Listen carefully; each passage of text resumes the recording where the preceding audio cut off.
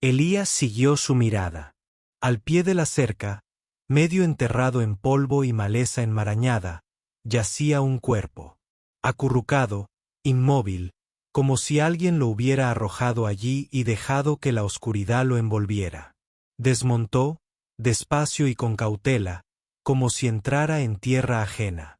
El viento arreció, barriendo mechones de su cabello plateado sobre un rostro marcado por años de cicatrices. Allí yacía una joven. Su rostro estaba tan golpeado que era difícil distinguir su verdadera apariencia. Un ojo estaba morado, amoratado. Sangre seca se aferraba a su pómulo. Su camisa estaba rasgada en el hombro, dejando al descubierto largos moretones oscuros como marcas de látigo. Su pecho subía y bajaba levemente, su respiración tan débil que casi se había extinguido. Elías se arrodilló y colocó su mano suavemente sobre su cuello. Había pulso, muy débil, pero aún presente. Un pesado silencio se extendió por la pradera. Parecía como si toda la tierra contuviera la respiración, esperando su decisión. Elías respiró hondo. Recuerdos tan vívidos que le desgarraban el corazón lo asaltaron como una vieja voz que creía enterrada hacía mucho tiempo. La levantó con tanta delicadeza que parecía temer que el más mínimo roce pudiera herirla aún más. «Estás bien.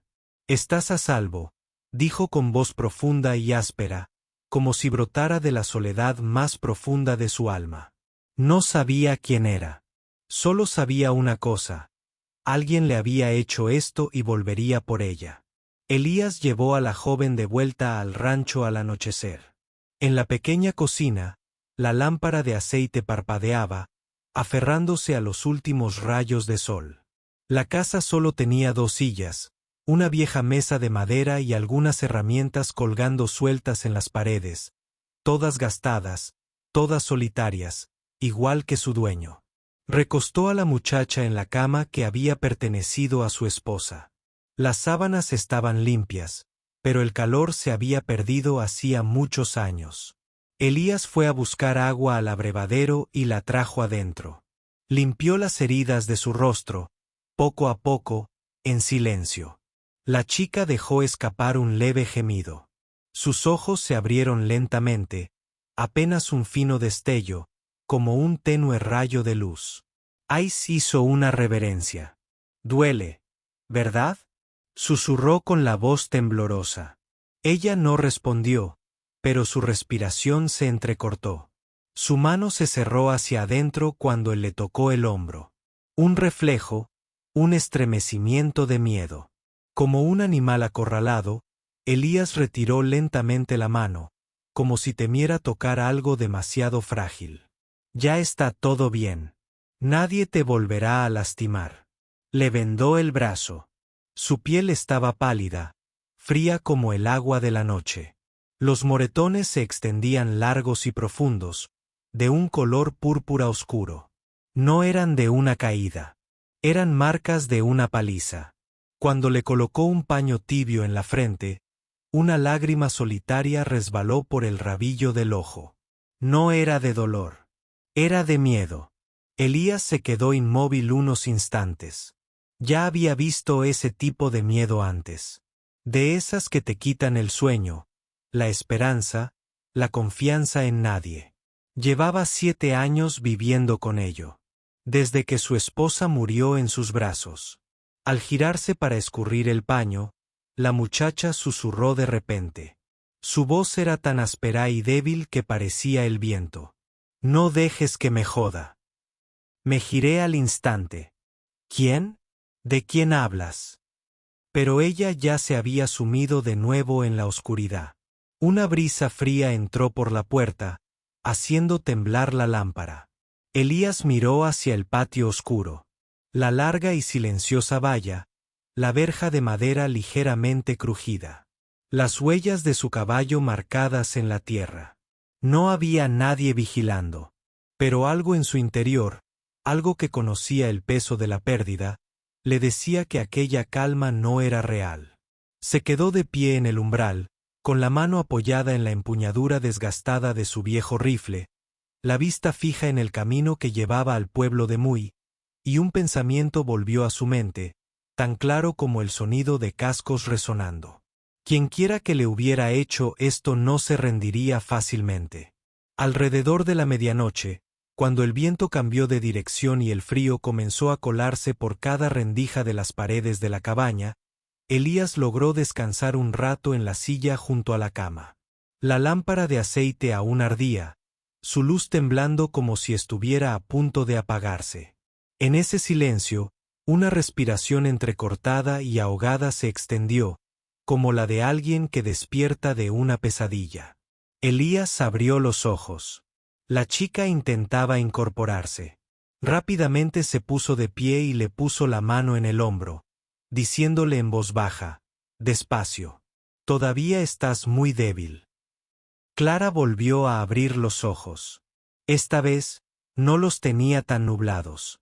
Miró a su alrededor, la luz parpadeante, el rostro cansado y curtido de Elías, como si intentara decidir si aquel era un lugar seguro o no. ¿Dónde estoy?, preguntó con voz y respiración irregulares. En mi rancho, respondió Elías con dulzura. Afuera de Muay. Te lastimaste mucho. Se tocó la mejilla, hizo una mueca de dolor y retiró la mano. Siguió un largo silencio, lo suficientemente largo como para que Elías oyera crujir la madera del porche bajo la presión del viento nocturno. Entonces Clara susurró, con la voz quebrada por la desesperación. «Vendrá por mí». Elías la miró fijamente a los ojos. «¿Quién es?». Tragó saliva con dificultad, con la garganta temblorosa. Un miedo primigenio la invadió como la oscuridad que se cernía en los rincones de la habitación. «Si me retienes, te matará». Elías se sentó en el borde de la cama. La miró fijamente durante un largo rato, tanto que Clara finalmente apartó la mirada. Entonces habló despacio. «Estás en mi tierra. Nadie te toca a menos que yo lo autorice». Clara negó débilmente con la cabeza. «No lo entiendes». Elías le apretó suavemente la mano para interrumpirla. «No, no me entiendes». En la penumbra, la verdad en el rostro de Elías se hizo clara y silenciosa. Había perdido a alguien. «No debiste salvarme. Vendrá aquí. Siempre me encuentra». Elías retrocedió como si sus palabras le hubieran golpeado el pecho. Recordó los largos moretones como latigazos, el hombro desgarrado, la respiración entrecortada y superficial, los ojos que nunca se abrían del todo, llenos solo de miedo. No eran bandidos, no eran borrachos. Eran las marcas de alguien que lo había hecho muchas veces. Clara intentó incorporarse apoyándose en los codos, ahogándose con sus propias palabras. «Si me entregas, puede que sigas vivo. Si me dejas, te matará». Elías se sentó en el borde de la cama. La miró fijamente durante un largo rato, tanto que Clara finalmente apartó la vista. Entonces habló despacio. «Estás en mi tierra. Nadie te toca a menos que yo lo autorice». Clara negó débilmente con la cabeza. «No lo entiendes». Elías le apretó suavemente la mano para interrumpirla. «No, no me entiendes». En la penumbra, la verdad en el rostro de Elías se hizo clara y silenciosa. Había perdido a alguien, y no perdería a nadie más, no así. Comenzó a llorar, no de dolor, sino porque, por primera vez, la sensación de protección la invadió. Afuera, el viejo perro ladraba al aire. El viento soplaba en el porche como un susurro de advertencia. Elías se levantó y caminó hacia la puerta. Su mano descansaba sobre la empuñadura desgastada de su viejo rifle, como una costumbre arraigada. Y desde ese instante, supo que había elegido un camino sin retorno para proteger a Clara y enfrentarse a Rour. A la mañana siguiente, Morty estaba bañado por el pálido dorado de los primeros rayos de sol. El salón a las afueras del pueblo abrió temprano, y algunos hombres estaban en el porche, hablando en voz baja, como si temieran que alguien los oyera. Había algo denso en el aire, como un peso invisible sobre los tejados bajos. Elías entró al pueblo en completo silencio. No llevaba sombrero para ocultar su rostro. No escondía sus ojos. Era la única manera de asegurarse de que Rour entendiera que Elías Msecrae no estaba allí para negociar. La gente del pueblo se detenía al verlo. Algunos se dieron la vuelta y entraron en sus casas. Una anciana acercó a su nieto a la pared. Todos lo sabían. Muay permanecía en silencio mientras nadie se metiera con Rour.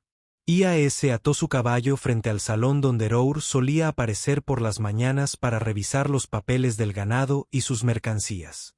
Las puertas del salón se abrieron de golpe. Rour salió, alto y de hombros anchos, con su abrigo de cuero aún polvoriento tras una larga noche a caballo. Su rostro era de esos a los que la gente aprende a no mirar directamente. Pero Elías lo miró fijamente. No parpadeó. Msecrae Rour habló primero, con voz casual, pero lo suficientemente alta para que todo el pueblo lo oyera. «Llegaste antes de lo que esperaba», respondió Elías en voz baja y firme. «Anoche encontré a una chica casi muerta a golpes contra la cerca». Algunas personas cercanas intercambiaron miradas. A alguien le tembló ligeramente la mano. «¿Qué chica?», preguntó Rour. Pero había un destello de cautela en sus ojos. Elías no respondió a la pregunta. Simplemente habló como si afirmara un hecho. Huía de un hombre cruel. Un pesado silencio se apoderó de la calle principal de Muay. Rour sonrió con la misma sonrisa que un lobo cuando ve a su presa aún con vida. ¿Y quién podría ser? Quizá pueda ayudarles a encontrarlo. Elías dio un paso más, lo justo para que la gente sintiera el peso de la verdad. Se llama Rour. La multitud se quedó paralizada. Un vaso se hizo añicos dentro del salón. Rour rió. Una risa corta y seca, sin rastro de humanidad. ¿Qué acabas de decir? ¿Msecrae?, preguntó. Dije que no la volviera a tocar.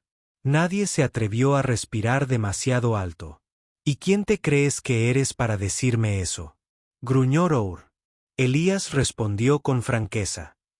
El hombre que ha visto lo que haces. Rour retrocedió apenas un paso. Nadie lo notó, salvo los que estaban más cerca. Pero Elías sí. Eso bastó. Los malvados siempre se estremecen cuando quedan al descubierto. La mano de Rour se dirigió a la empuñadura de su pistola. Un leve roce de metal contra cuero. Un movimiento peligroso. Pero Elías no desenfundó. Ni siquiera tocó el arma. Simplemente dijo, con voz grave como la piedra, «Si vienes por ella, recuerda que no me quedaré de brazos cruzados». La multitud se dispersó como si un viento helado la hubiera azotado. Nadie quería interponerse entre esos dos hombres ni un segundo más. Rour miró fijamente a Elías durante un largo rato, el suficiente para que la sombra del anciano se extendiera sobre la tierra. Entonces habló, con voz tranquila y fría, «Msecrae, has elegido un camino del que no puedes volver». Elías no dijo nada. Se dio la vuelta y regresó a su caballo, con pasos firmes como hierro hundiéndose en la tierra dura. En ese momento, todos en Muay supieron que había comenzado un ajuste de cuentas. «Muchas gracias por estar aquí. Si esta historia les ha traído recuerdos de antaño, de las tardes polvorientas, del sonido de los cascos resonando en sus pechos, suscríbanse a mi canal para que cada día podamos sentarnos juntos y les cuente otra historia del oeste». La noche cayó sobre el rancho de Elías como una espesa manta negra. Ni luz de luna, ni sonido de insectos. Solo el viento, frío y constante, se colaba por la cerca, como el aliento de una bestia que rondaba, buscando el rastro de sangre. Clarahara dormía en la habitación. Su respiración era suave y superficial. Elías estaba de pie en el porche, con la mirada fija en el lejano pajar. Había notado las señales más temprano, unas huellas recientes, un trozo de arreo de caballo levantado del suelo y un tenue olor a pólvora en la brisa. Años de vida, y aún más como vaquero, le habían enseñado una cosa. Alguien había estado allí, y volvería esa noche. Caminó hacia el pajar con una linterna en la mano. Dejó un fardo de heno en un rincón, esparció una línea de paja seca, extendiéndola como una mecha delgada. Luego la encendió. Una pequeña llama parpadeó, luego se extendió lentamente, serpenteando entre la paja como una serpiente que busca su camino. No era para quemar. Era para crear luz. Y, más importante aún, sombra. En la oscuridad anterior, Elías parecía un hombre solitario. Pero bajo la luz parpadeante del fuego, su sombra se extendía 3 veces más grande que el sobre la pared del granero. Desde lejos, nadie podía distinguir dónde terminaba el hombre y dónde comenzaban las sombras, ni cuántas personas estaban allí. Justo entonces, 3 sombras reales aparecieron al borde de la cerca. Se movían silenciosamente, pero no más allá de los oídos de un hombre que había vivido años de silencio y muerte. Elías no desenfundó su arma. Simplemente se quedó allí, dejando que su sombra se extendiera por el suelo como una advertencia. El primer hombre se agachó tras una caja de madera. El segundo se arrastró a lo largo de la cerca. El tercero, el más alejado, parecía el que lo pensaba todo. Elías alzó su arma y disparó un tiro al aire. El sonido resonó en la noche. Eco rebotó en los acantilados lejanos 1, 2, 3 veces. El fuego creció, las sombras se alargaron. Los 3 hombres se quedaron paralizados, como si estuvieran frente a frente con un pelotón entero esperando en la oscuridad. Elías dio un paso al frente. Su sombra saltó sobre la pared, alta y ancha, como la silueta de un guerrero gigante. Habló en voz baja, pero con la suficiente profundidad como para ahogar el viento. No tienes por qué morir aquí esta noche. A uno de los hombres le temblaban las manos, y su arma se tambaleaba. El segundo miró alternativamente la sombra y al hombre, sin saber cuál era real. El tercero, maldiciendo entre dientes, retrocedió un paso. Elías giró la muñeca, bajando el cañón de su arma hacia la tierra. Rour se equivocaba. Creía que había venido buscando pelea. Las llamas crepitaban en la paja. El humo empezó a elevarse en el aire. Para los 3 hombres que estaban allí, la escena no parecía la de un solo hombre en un granero, sino la de una trampa tendida por una docena de hombres al acecho. Elías volvió a hablar, despacio, con firmeza, imperturbable. Pensó que abandonaría a esa chica para salvar el pellejo. Se equivocaba. El hombre que estaba más atrás se dio la vuelta y se marchó. Los otros 2 se miraron y luego echaron a correr, tropezando como si hubieran visto un fantasma. Elías no los siguió. No disparó. No hacía falta, porque esta noche no se trataba de matar. Se trataba de enviar un mensaje que Rour no pudiera malinterpretar. Mscrae no caza hombres, pero no permitirá que nadie sea cazado en sus tierras. Apagó el fuego de un pisotón, volvió a entrar y cerró la puerta. Clara dormía plácidamente, como si el mundo exterior no acabara de empezar a hervir. A la mañana siguiente, antes de que el sol asomara por las colinas, Elías empacó sus cosas en silencio. No le dijo nada a Clara. No quería asustarla más. Pero después de la noche del fuego, sabía una verdad tan clara como la tierra bajo sus botas. Rour volvería, y la próxima vez no enviaría a 3 hombres. Vendría él mismo, tal vez con un grupo entero. Elías abrió la puerta de su habitación. Clara ya estaba despierta.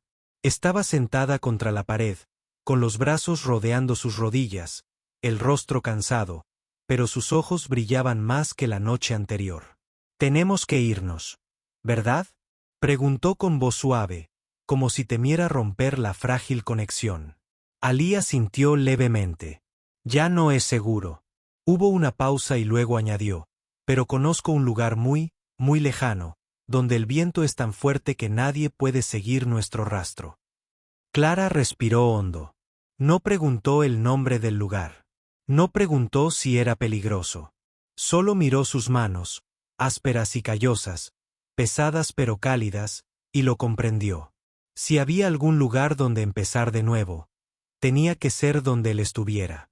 Salieron del rancho antes de que la luz del sol tocara los pastizales. El cañón Palo Duro apareció al mediodía. Majestuoso, rojo como un profundo corte en la tierra y el cielo.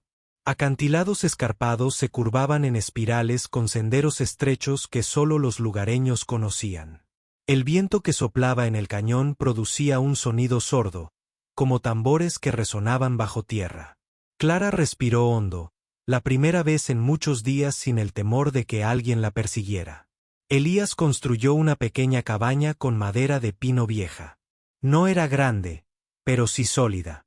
Cavó una zanja cerca, donde un manantial brotaba entre las rocas.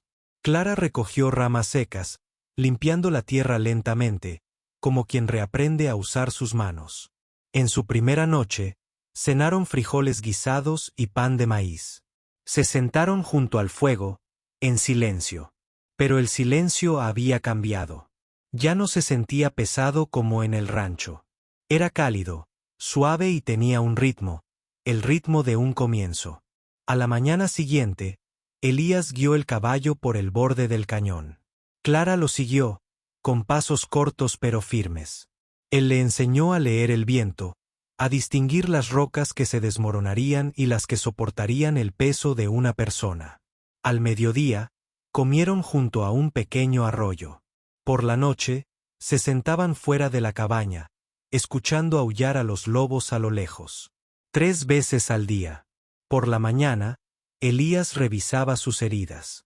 Al mediodía, ella le cambiaba los vendajes. Por la noche, él los limpiaba con agua fría de la zanja de piedra.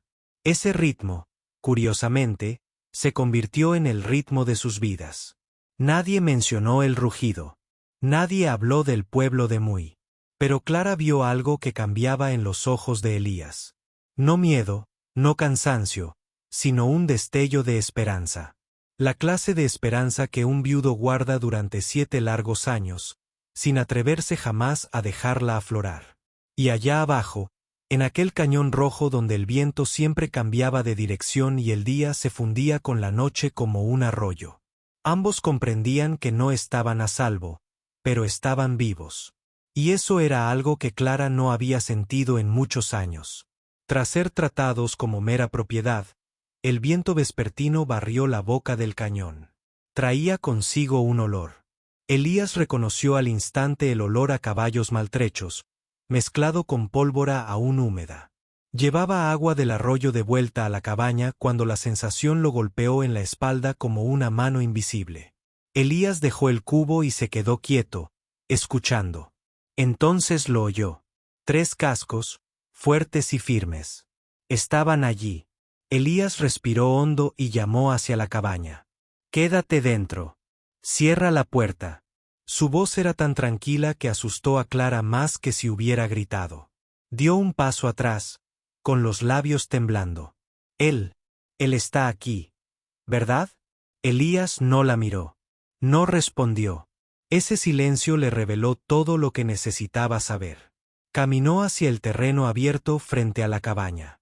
El viento aullaba y las rocas se alzaban imponentes como antiguos guerreros que custodiaban el cielo. 3 caballos aparecieron al doblar la curva. Rour iba a la cabeza, su abrigo de cuero cubierto de polvo dorado, sus ojos fríos como acero indómito. Los 2 hombres detrás de él tenían rostros acostumbrados a obrar mal sin remordimientos. Rour detuvo su caballo frente a Elías, su voz resonando en las paredes del cañón. «Estás escondiendo lo que me pertenece», respondió Elías, con voz baja y firme como el suelo bajo sus pies. «Salvé a alguien. No escondí nada». Rour soltó una risa torcida y venenosa.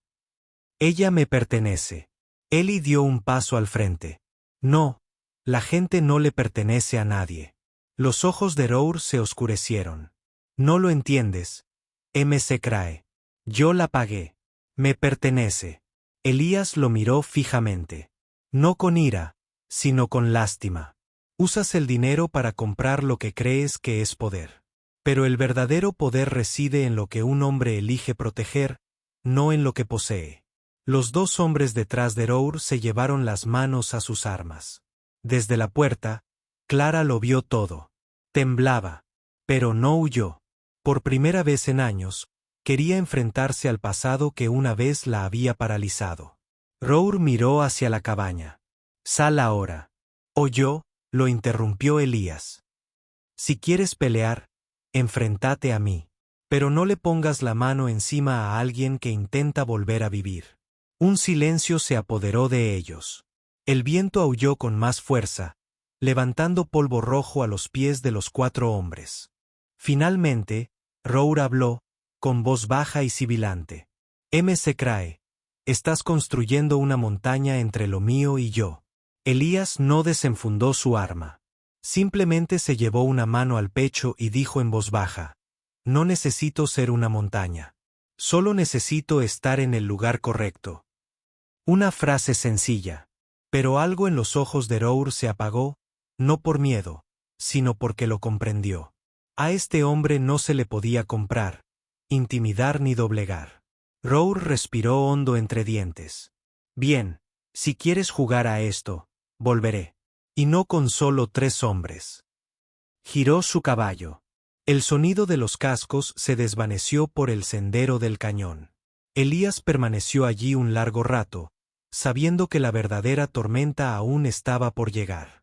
Clara se acercó a él, con las manos temblorosas. No deberías haber hecho eso. Elías la miró a los ojos, llenos de miedo. No deberías vivir con miedo. Y si alguien tiene que plantar cara, que sea yo.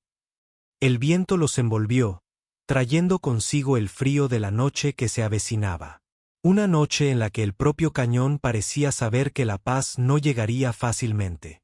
3 días después del enfrentamiento en Paladuro, Rour regresó, pero no con un ejército. Llegó solo, no por gusto, sino porque nadie en Muay estaba dispuesto a cabalgar con él. Los rumores se habían extendido más rápido que el galope de un caballo. Un hombre cruel que golpeaba mujeres. Un hombre que convertía a los seres humanos en mercancía. Un hombre que enviaba asesinos tras alguien que simplemente había salvado a una muchacha abandonada a su suerte. Muay era un pueblo pequeño y extenso. Poca gente, pero todos conocían la soledad. E incluso los más duros no querían ser vistos del lado equivocado de la justicia. Rour cabalgó por el pueblo en silencio. Desde las puertas de los salones, desde los escalones de los porches, desde los viejos portales de madera. Todas las miradas se apartaron de él. Al llegar al cañón, Elías ya lo esperaba. Rour desmontó, con los puños apretados, como si intentara aferrarse a la poca fuerza que le quedaba. Secrae, no quiero pelear. Elías no respondió de inmediato. Miró al hombre frente a él, cubierto de polvo, con los ojos enrojecidos y los hombros caídos, como quien había perdido algo más valioso que el dinero. Rour exhaló pesadamente. Ella, ya no es mía. El pueblo no me apoya. Soltó una risa amarga y torcida. He perdido. Elías habló despacio y con claridad. Nadie pierde al dejar libre a otro. Una frase simple, tan clara como el suelo bajo sus pies, pero que atravesó el orgullo con el que Rour había ocultado todo lo demás en su vida. Se volvió hacia Clara. Ella estaba de pie en la puerta de la cabaña. Sus ojos ya no temblaban como el primer día. Rour inclinó la cabeza por primera vez en su vida. Lo siento. No fue una gran disculpa, pero sí lo suficiente para asegurarse de que Clara ya no fuera solo algo golpeado, vendido o desechado. Rour se alejó a caballo. No miró atrás, como la última sombra de crueldad que se desvanecía del valle. Alia se quedó junto a Clara. ¿Tenemos que seguir adelante?, preguntó en voz baja. Elías negó con la cabeza.